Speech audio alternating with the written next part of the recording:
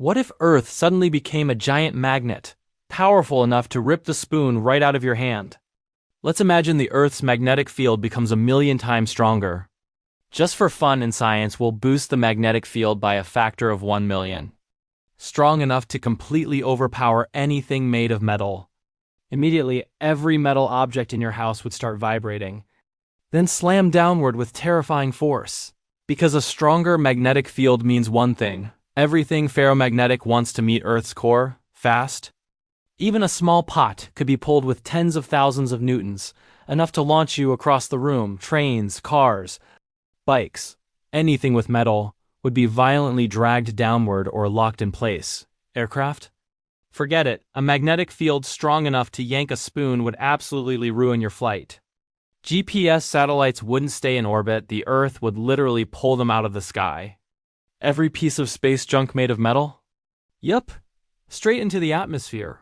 Earth would become a giant cosmic vacuum cleaner, sucking up metal from orbit. If you have braces or piercings, congratulations. You're basically a high-value metal snack for the planet. Medical implants? They'd shift. Pacemakers? Screws? Plates? Total nightmare. Electrical grids would fail instantly. Induced currents would overload everything. Moving electrical charges inside metals would create heat, lots of heat. A supermagnetic Earth might actually distort the atmosphere, like squeezing it with invisible hands.